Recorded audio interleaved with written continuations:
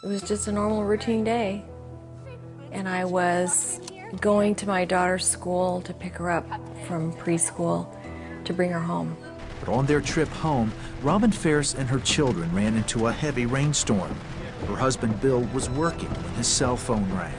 It was from the hospital, saying your family's been in a terrible accident. We need you to come right away. During the driving rain, another driver lost control of his truck, crossed the median, and slammed into the Faris' van. The passenger of the truck was killed. Bill rushed to the hospital, not knowing what he would find. I'm praising God, calling upon Him, asking Him to intervene, asking Him to be there in the midst of all this. And then I'm in this next breath, I'm turning around, and as if I were talking to the devil and all his demons, I'm saying, "Oh, no, you don't." When Bill reached the hospital, he found that the children were fine. But he wasn't prepared to hear the doctor's report on his wife. And then they sat me down and said, "Now we need to talk to you about your wife." And it was way too much information. It was doctor after nurse specialist, saying, "Now let's go over her orthopedic injuries." She's, had tremendous number of fractures. She's got a wound 9 inches long on the side of her head, so she has brain injury, she had brain trauma. Robin went through emergency surgery to save her life. Mary Kay Bader was part of the trauma team that worked on Robin. She was close to death, not just because of her brain injury, but because of her ability to breathe on her own. Her heart was beating, which was a good sign, but she had a low blood pressure as well as the severe brain injury, and then she had almost 60 fractures or broken bones in her body. So I didn't get to see her till the next morning. But when I saw her, it was shocking because she was swollen up, she was bruised, they had shaved off, most of her hair. And she had this big thing sticking out of the top of her skull to monitor her brain, her intracranial pressure. This is the woman that I had been joined to for well over 20 years, and I was going to put my hands on her wherever I could find somewhere that wasn't bandaged and pray for her and watch.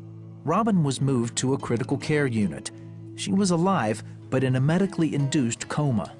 The first week to 2 weeks after a severe traumatic brain injury are tenuous. The patient can die at any moment, especially if you cannot control the swelling in the brain. And based on Robin's brain injury as well as her other injuries, we knew we had a woman who basically had every body system that was affected. Bill continued praying for his wife. Then she was slowly awakened from the coma. There was only one outcome in my mind that was acceptable, and that was her recovery. It was really hard. I think it was harder to watch her be in that much pain and awake and aware than it was harder to watch her struggle in the ICU to live.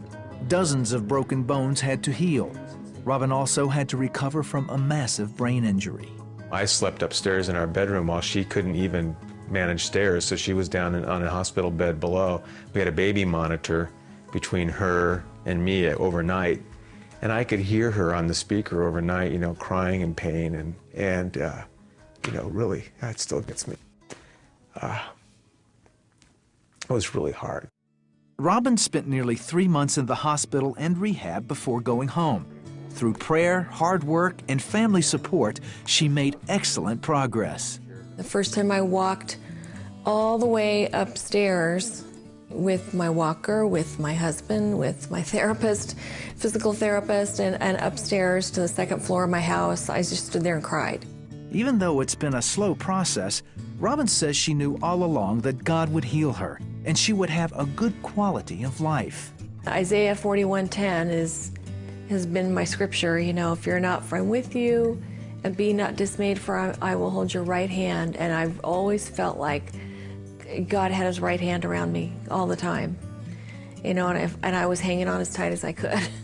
It's our reward to see someone back in their life, back engaged in and working, towards their dream or their goals, and always moving forward. And Robin has done that.